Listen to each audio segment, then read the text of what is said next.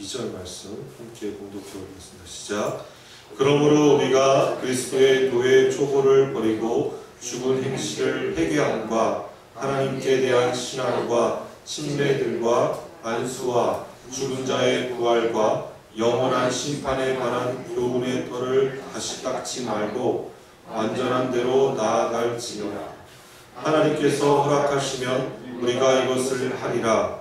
한번 빛을 받고 하나님의 의사를 맛보고 성령에 참여한 바 되고 하나님의 선한 말씀과 내세의 능력을 맛보고도 타락한 자들은 다시 새롭게 하여 회롭게 하게 할 수 없나니 이는 그들이 하나님의 아들을 다시 십자가에 못 박아 드러내놓고 욕되게 함이라. 땅이 그 위에 자주 내리는 빛을 흡수하여 밭가는 자들이 쓰기에 합당한 채소를 내며 하나님께 복을 받고 만일 가시와 엉겅퀴를 내면 버림을 당하고 저주함을 가까워 그 마지막은 불사름이 되리라. 사랑하는 자들아, 우리가 이같이 말하나 너에게는 이보다 더 좋은 것을 곧 구원에 속한 것이 있음을 확신하노라. 하나님은 불의하지 아니하사 너희 행위와 그의 이름을 위하여 나타낸 사랑으로 이미 성도를 섬긴 것과 이제도 섬기고 있는 것을 잊어버리지 아니하시느니라. 우리가 간절히 원하는 것은 너희 각 사람이 동일한 부지런함을 나타내어 끝까지 소망의 풍성함에 이르러 게으르지 아니하고 믿음과 오래 참음으로 말미암아 약속들을 기업으로 받는 자들을 본받게 되게 하려는 것이니라. 본받는 자 되게 하려는 것이니라. 아멘. 하나님의 말씀을 전하겠습니다. 히브리서, 저희들이 이제 히브리서 말씀을 지금 계속 강의하고 있는데요. 좀 어려우시죠? 많이 어려우실 겁니다. 히브리서는 좀 어렵습니다. 그만큼 히브리서는 깊이가 있습니다. 깊이가 있어서요. 우리가 그 전에 우리가 생각하지 못했던 것들을 많이 생각할 수 있는 복음, 저희 서신서 중에 하나입니다. 오늘 본문 말씀은 우리에게 신앙의 성숙을 이루어라 라고 이야기하고 있습니다. 우리 다 성숙해졌으면 좋겠습니다. 아멘. 가끔씩 우리가 다시 어린아이 같이 되돌아가는 모습들을 보게 됩니다. 저도 가끔씩 어린아이처럼 다시 돌아가서 그렇게 어린아이 짓을 하고 있는 모습들을 가끔 보게 됩니다. 우리 성도님들 그 어린아이의 모습을 다 버리시고 성숙해지는 저와 여러분 되시기 원합니다. 오늘 본문 말씀 보니까 2절에 완전한 대로 나아가라. 여러분 믿으십니까? 완전한 대로. 결국에 우리가 완전한 것은 가능할까요, 여러분? 완전한 것은 가능합니까? 완전한 것은 가능하지 않습니다. 평생 해도 우리는 하나님의 장성한 분량, 예수 그리스도의 장성한 분량, 예수님처럼 예수님 닮아갈 수 있는 것은 사실 평생 걸려도 이루지 못하는 것이죠. 그럼 우리는 죽는 그 순간까지 우리는 열심히 그 완전한 대로 나아가야 될 줄 믿습니다. 성경을 제가 이렇게 읽고 말씀을 전하다 보면 내가 이걸 몰랐던 부분들이 자꾸 이렇게 생각이 나고 발견되어집니다. 그럼 또 책을 뒤지고 또 책을 뒤지면 또 몰랐던 게 나오고 또 다른 책을 뒤지고 그러면서 우리는 온전케 되어지는 것입니다. 우리가 성경을 알면 알수록 우리의 마음이 성숙해지는 것이죠. 여기서 성숙해진다는 것은 우리의 몸이 아니고 우리의 마음을 이야기하는 것이죠.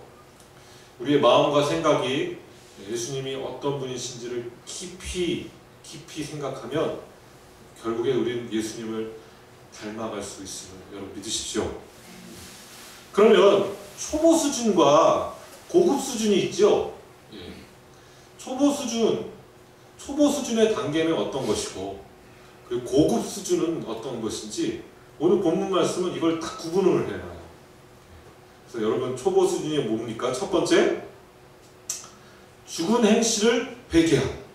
그죠? 1절 말씀, 초보를 버리고 라고 했으니까 그 초보가 뭐라고요? 죽은 행실을 회개함. 첫 번째는 회개함입니다.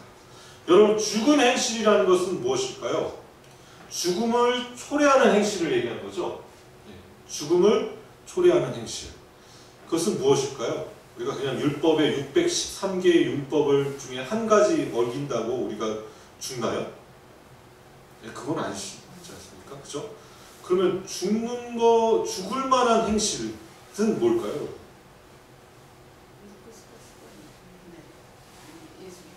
예수 믿기 전에 우리가 했던 습관들인데, 그것의 특징은 뭐냐면 우상숭배죠.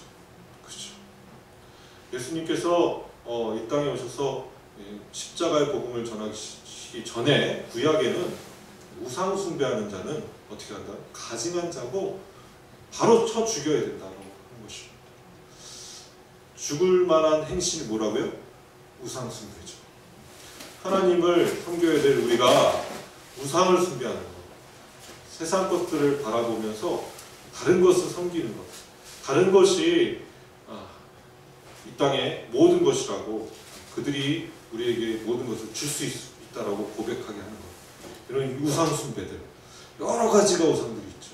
물질도 우상이 될 수 있을 것이고, 수많은 우리 자녀도 우상이 될 수도 있습니다.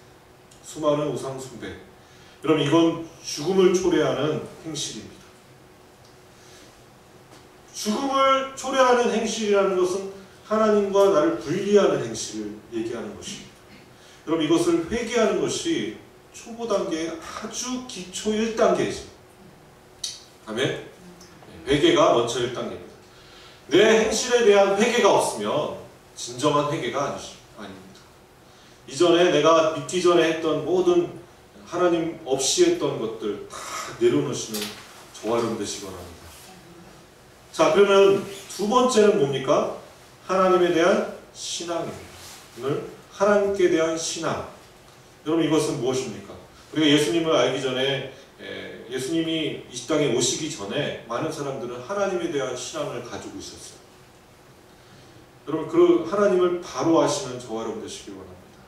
그분이 어떤 분이신지, 그분이 창조주이시고 공의의 하나님이시고 사랑의 하나님이시고 모든 것을 주관하시는 창조주 하나님이시고 전능하신 하나님이심을 여러분 고백하십시오.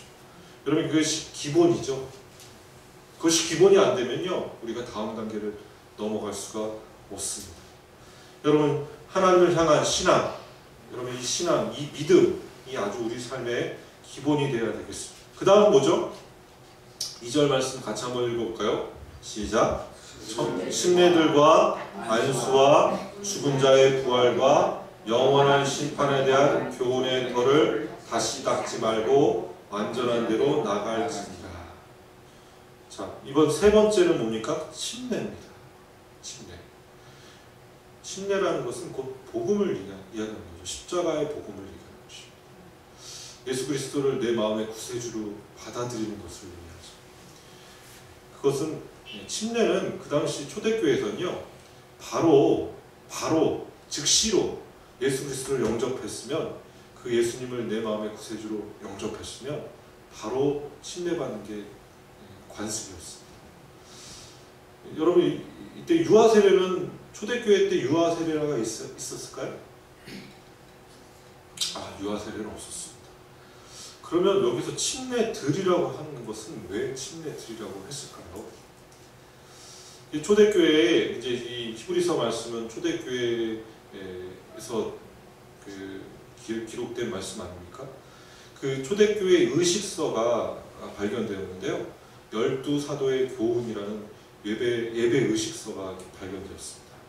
그 예배 의식서에 보면요, 기원 AD 100년경에 쓰여졌던 그 초대교회 교인들 중에 교인이 되고자 하는 분들을 교육시키는 그 교훈서를 이렇게 발견되었는데, 그 교훈서를 보면은 이렇게 써 있습니다.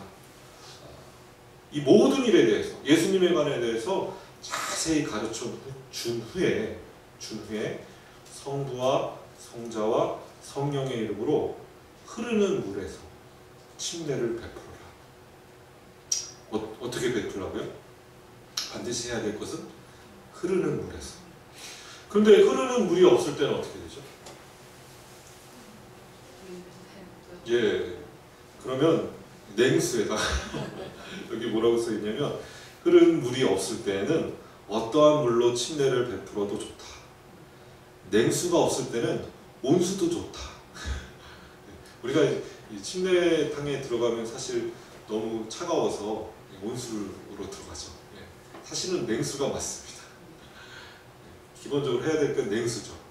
그리고 그냥 가급적이 흐르는 물, 강가나 그런 데에서 흐르는 물에서 받는 게 맞습니다. 근데 여러분 흐르는 물도 없고 냉수도 없고 온수도 없으면 어떻게 되죠? 약식으로 세례를 줘야겠죠. 그때 여기 그 초대교회에서는 냉수도 없고 온수도 없을 때는 성부와 성자와 성령의 이름으로 지원자의 머리 위에 3번 물을 부어라. 그냥 이렇게 뿌리는 게 아니고 3번 물을 바켓으로 부는 거죠. 완전히 적게 부어라. 물을 부어라. 그래서 이때 이렇게 굉장히 중요한 그 이야기를 나오는데 침례식은 반드시 금식하고 해야 된다고. 초대교회 사람들은요 침례 받을 때 항상 2일이나 3일 동안 금식하고 주는 자나 받는 자가 다 금식한 후에 침례를 받았다라고 초대교회 예식서에 써 있습니다. 여러분 그런 침례 또는 혹은 세례를 다 받으시는 저와 여러분 되시기 바랍니다. 이건 복음을 받아들인 자가 첫 번째 행해야 될 순종이죠. 그 다음 우리가 안수를 하죠. 그래서 우리는 다 안수에 대해서 우리가 믿어야 됩니다. 안수는 2가지 안수가 있어요. 몇 가지라고요? 2가지. 첫 번째는 내 죄악이 죄를 전가시키는 안수가 있습니다. 그죠? 첫 번째 이제 희생 제물들을 드릴 때 우리가 항상 안수하면서 내 죄를 전가시키는 안수가 있고 그리고 누구를 축복하는 안수가 있죠. 그럼 이 안수에 대해서 다 아시고 우리가 누구를 저주하면 그들은 저주를 받을 것이고 우리가 누구를 축복하면 축복을 받는 것. 여러분 이 축복의 말을 우리의 입술로서 고백하시는 저와 여러분 되셨으면 좋겠습니다. 아멘. 안수입니다. 안수, 축복의 통로를 우리를 사용하신다는 이야기죠. 죽은 자의 부활이죠. 그 다음 뭐라고요? 죽은 자의 부활. 우리는 몸의 부활을 믿어야 될 줄 믿습니다. 죽은 자는 결국에 어떻게 되죠? 몸이 부활하여서 하나님 나라의 영원한 백성이 될 줄 믿습니다. 이 세상에 영원한 것을 지향하는 훈련 장소가 바로 이것입니다. 영원한 것. 이 세상은요, 영원한 것을 바라고 소망하는 훈련장이 바로 이 세상인 것이죠. 우리 마지막으로 우리가 기초적으로 알아야 될 건 영원한 심판입니다. 많은 사람들이 예수 그리스도의 십자가 부활은 얘기하지만 장차 오실 예수님의 재림과 부활에 대해서는 그렇게 알고 싶지 않아 합니다. 여러분 가장 초보 단계는 그 마지막 단계가 뭐라고요? 예수님의 영원한 심판. 예수님께서 이 땅에 다시 오실 때 영원한 심판이 있을 것이라는 것을 여러분 기억하시는 저와 여러분 되기 원합니다. 우리는 심판의 종교입니다. 사실 언젠가 우리는 하나님 앞에 다 나아가죠. 여러분 다 여러분들 앞에 하나님 앞에 나아갈 것입니다. 여러분 그때는 낱낱이 우리의 모든 죄악들이 다 드러날 것이죠. 그때 여러분 어떻게 되시죠? 뭐라고 말씀해야 됩니까? 그 심판 앞에 심판 때 딱 섰을 때 어떻게 되죠? 묵비권을 행사하십시오. 묵비권을 행사하시고 예수님을 변호사로 세우십시오. 그리고 예수님께서 여러분을 변호해 주실 것입니다. 아멘. 예수님께서 대신 그 심판대에서 다 값을 치렀다고, 다 이미 지불했다고. 그 죄의 모든 이 아이의 과거에 지은 죄나 현재나 미래의 모든 지은 죄 다 내가 담당했다라고 그렇게 변호해 주실 것이라고 믿습니다. 네. 여러분 여기까지가 초보 단계예요. 그럼 고급 단계는 무엇일까요? 오늘 한번 그래서 3절 말씀에 하나님께서 허락하시면 우리가 이것을 하리라, 그 다음 단계를 얘기하는 것입니다. 우리 4절 말씀 같이 한번 또 읽겠습니다. 시작. 한번 빛을 받고 하늘의 은사를 맛보고 성령에 참여한 바 되고. 거기까지 합니다. 첫 번째 뭐라고요? 한번 빛을 받고. 빛은 여러 번 받을 필요가 없습니다. 한 번만 받으면 되죠. 아멘. 그 영광의 빛. 여러분 그 말씀은, 그 영광의 빛은 성령님이 하시는 일이죠. 빛을 우리를 비추십니다. 그 예수 그리스도께서 그 빛을 비추십니다. 예수님께서 나는 세상의 빛이라. 아멘. 이 모든 사람들에게 비추는 참 빛이 바로 예수 그리스도이십니다. 그 예수 그리스도를 한번 빛을 받으셔야 됩니다. 비춤 받는다는 것은 침례 받는 것과 같습니다. 침례를 받으면 우리는 곧 영광의 빛을 받는 것입니다. 아멘. 그러니까 첫 번째 그 침례와 연결되는 거죠. 예수님이 침례를 받으시고 올라오실 때 성령의 비둘기가 빛이 비추었죠. 그 영광의 빛이 비춘 것처럼 우리는 침례 받은 동시에 우리는 그 영광의 빛을 한번 비춤 받았습니다. 그래서 여러분 매년 침례 받을 필요 있어요? 없어요? 없습니다. 그거는 한 번만 하면 됩니다. 믿음으로 고백하는 침례 한 번만 하면 되고요. 그리고 또 두 번째 같이 한번 읽겠습니다. 하늘의 은사를 맛보고. 여러분 우리가 그 고급 단계에 들어가면 은사에 대해서 우리가 좀 생각해야 됩니다. 여기서 이제 은사라는 것은 내가 열심히 뭘 해가지고 받는 것입니까? 아니면 하늘에서 내려오는 선물입니까? 하늘에서 내려온 선물을 의미하죠. 아멘. 내가 막 열심히 해가지고 1시간 동안 기도했더니 은사 받는 그런 거라고 하면은 큰 착각입니다. 이건 그냥 하나님 우리에게 주시는 선물입니다. 각자에게 이미 주셨어요. 아멘. 그래서 어떤 사람들은 전도의 은사를 주시고, 어떤 사람들은 기도의 은사를 주시고, 위로의 은사를 주시고, 정말 사랑하는 권면하는 은사를 주시기도 하시고, 가르치는 은사를 주시기도 하시고, 수많은 은사를 우리에게 주셨습니다. 어떤 사람은 3달란트를, 어떤 사람들은 2달란트를, 어떤 사람들은 1달란트를 받았습니다. 여러분 그 은사는 다 하나님이 주신 것이죠. 나중에 결산하는 날이 올 것입니다. 여러분 그 은사를 맛보시는 저와 여러분 되시기 바랍니다. 이건 맛을 봐야 돼요. 하늘의 은사는 맛을 봐야 됩니다. 그 맛보는 것은 어떻게 하냐면 성령에 참여한 바 되어서. 내가 하는 것이 아니고 누가 하는 것이죠? 성령님이 하신 거죠. 우리가 하늘의 은사를 맛볼 수 있는 방법은 성령에 참여하면서 우리보다 성령이 앞서가심으로 이 은사를 맛볼 수가 있습니다. 여러분 그 성령에 참여한 바 되어서 우리는 무엇을 할 수 있는 힘을 성령님께서 주신다는 것을 꼭 기억하시는 저와 여러분 되길 원합니다. 저 좀 보시죠. 다른 데를 계속 보셔가지고 저 좀 보세요. 하나님의 성령님께서 우리에게 오셨죠. 그 전까지는 성령님께서 오시기 전까지는 제자들이 하나님 말씀, 예수님의 말씀을 잘 깨닫지 못했습니다. 그런데 예수님께서 승천하신 후에 오순절 마가의 다락방에 성령님이 강림하신 이후에 제자들의 눈이 띄어졌습니다. 그래서 그 이후부터 성령님이 하시는 일은 무엇입니까? 하나님의 말씀을 깨닫게 하는 것입니다. 그렇죠. 수많은 사람들에게 말씀을 선포할 수 있었습니다. 제자들이 갑자기 뛰어나가가지고 말씀을 막 선포합니다. 하나님 말씀을 깨달은 말씀들을 성령님께서 도와주셔서 깨닫게 해주셔서 그 말씀을 막 선포하고 소리 지르면서 복음을 전하기 시작하죠. 여러분, 성령님이 하시는 일은 하나님의 말씀을 깨닫게 하는 것입니다. 오늘 본문 말씀을 보니까 우리 같이 한번 좀 읽어보도록 하겠습니다.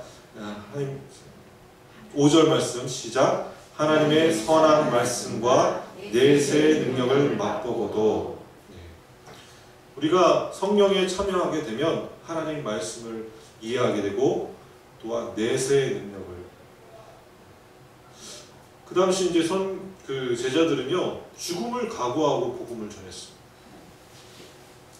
왜 그렇게 죽음을 각오할 수 있었고 순교할 수 있었습니까?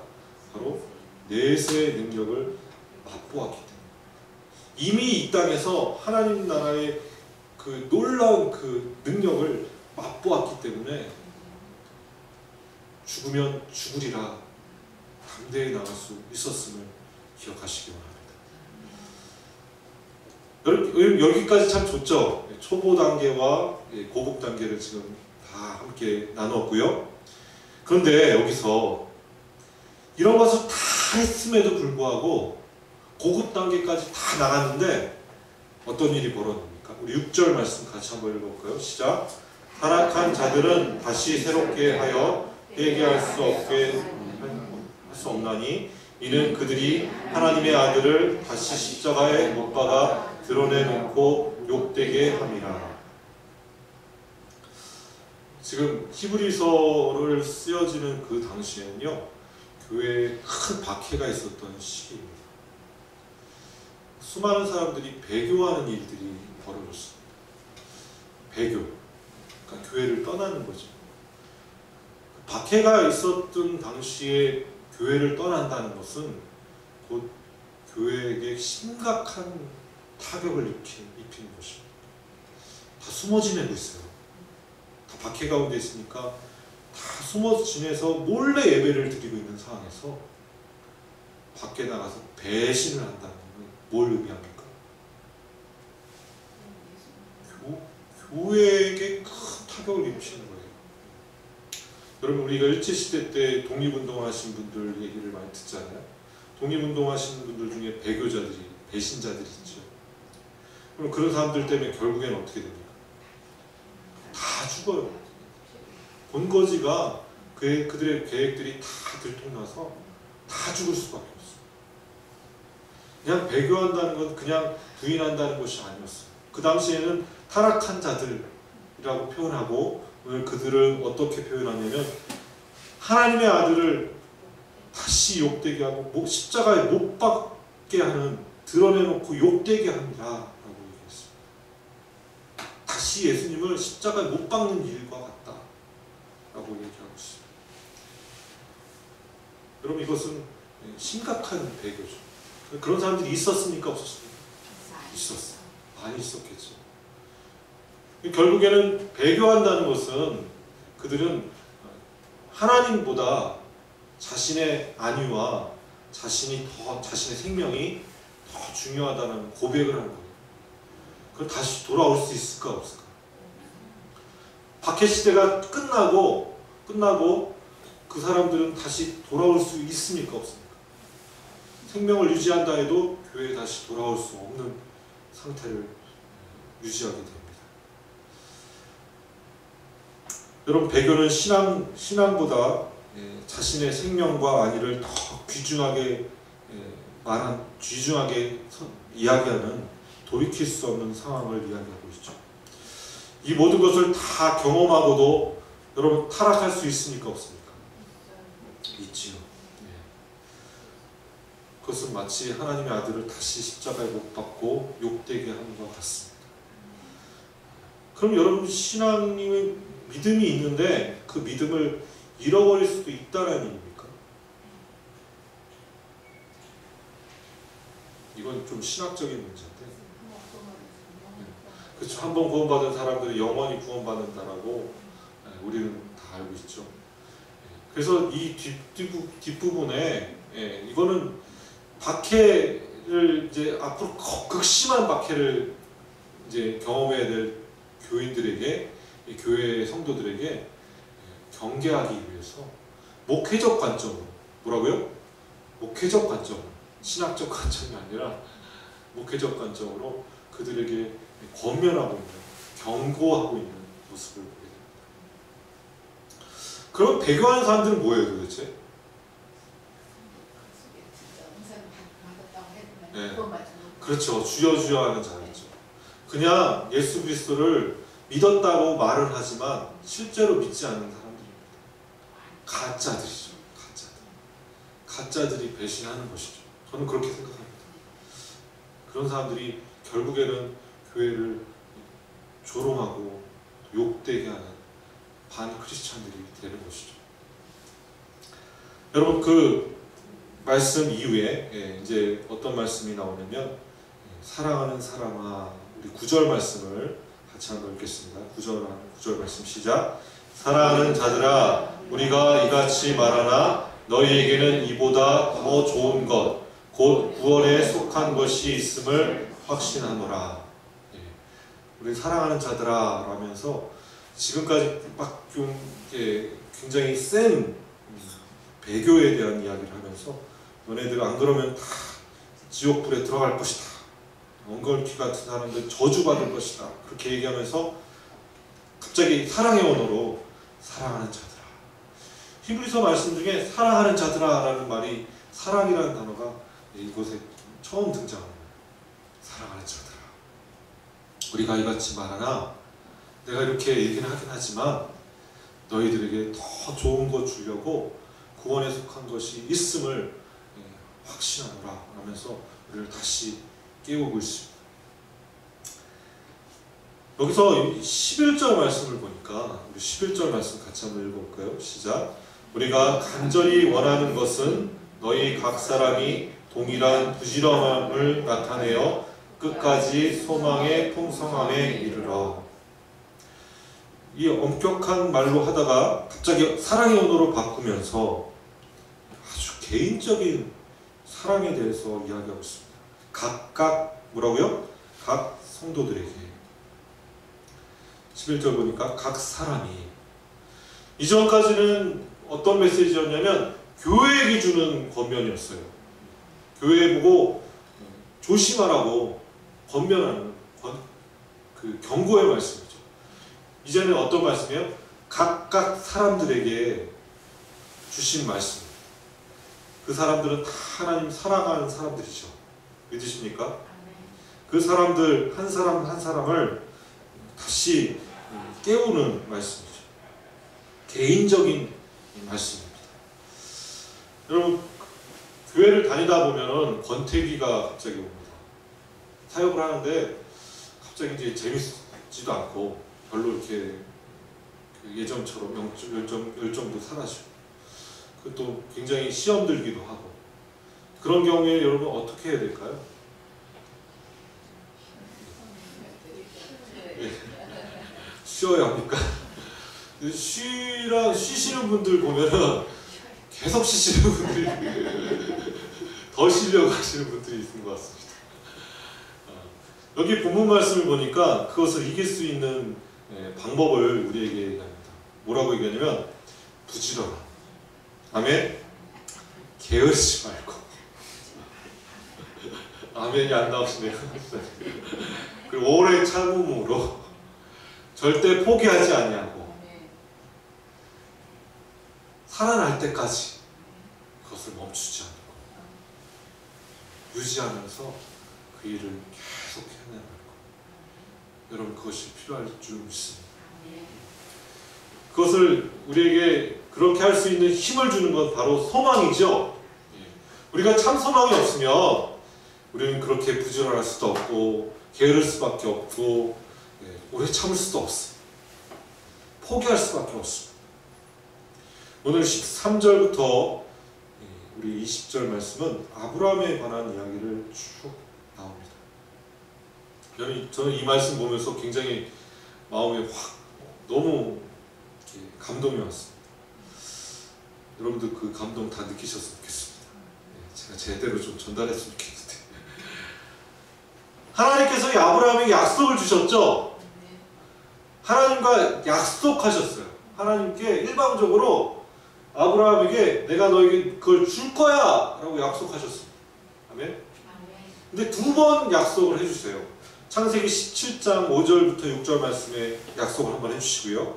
18장 18절에 또 말씀을 해주세요. 그러면서 세 번째 똑같은 약속을 내가 많은 자손들을 너에게 줄 것이다 라는 축복의 말씀을 해주시는데 18장 17장에서는 말씀하시지 않았던 창세기 22장 16절부터 18절의 말씀은 전혀 다른 약속을 하십니다. 우리 같이 볼까요? 궁금하지 않으세요? 별로 안 궁금하신가요?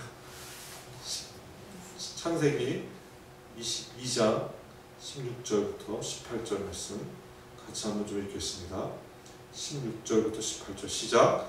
이르시되 여호와께서 이르시기를 내가 나를 가리켜 맹세하노니 내가 이같이 행하여 내 아들 독자도 내 독자도 아끼지 아니하였은즉 내가 내게 큰 복을 주고 내 씨가 크게 번성하여 하늘의 별과 같고 바다의 모래과 같게 하리니 내 씨가 그 대적의 성문을 차지하리라.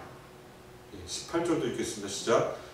내 씨로 말미암아 천하 만민이 복을 받으리니 이는 내가 나의 말을 준행하였습니다 하셨다.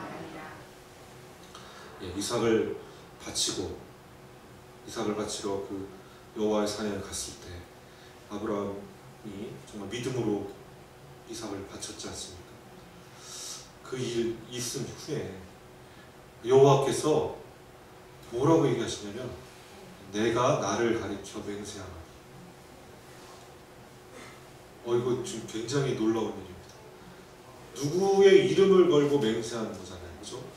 근데 하나님께서 자신의 이름을 걸고 맹세하는 것이에요. 내가 반드시 이거 해야 할 거야. 그리고 이 모리아산의 이 고백, 이 여호와 산의 고백, 여호와 이레라고 했던 그 고백, 그 고백이 하나님 받으시고 내가 내 이름 걸고 뭐라고요? 내가 내 이름 걸고 내가 맹세한다야. 내가 너를 통해서 만민이 천하 만민이 복을 받을 것이야. 내가 너 씨를 통해서 수많은 사람들이 복 받게 할 거야. 여러분 이 약속의 말씀을 교회가 받았습니다. 아멘. 여러분들이 다 그 복을 받으셨어요. 이 언약의 말씀을 다 여러분 각자 다 받으셨어요. 아브라함에게 하셨던 그 고백이 우리의 고백입니다. 믿으십니까? 여러분 그 소망으로 사십시오. 나 때문에 수많은 사람들이 천하 만민이 다 복을 누릴 것이다. 여러분 이 고백이 여러분 고백이 되었으면 좋겠습니다. 이 맹세 언약을 붙잡고 나가십시오. 그러면 하나님이 자신의 이름으로 맹세하신 그 약속이 우리의 삶에 우리의 교회를 통해서 이루어질 줄 믿습니다. 아멘. 그래서 영혼의 닻을 내려라 라고 오늘 본문 말씀을 또 얘기하고 있죠. 히브리서로 다시 한번 돌아가 볼까요? 다시 넘기기가 좀 힘드네요. 히브리서 6장 19절부터 20절 마지막으로 좀 읽고 마치도록 하겠습니다. 시작.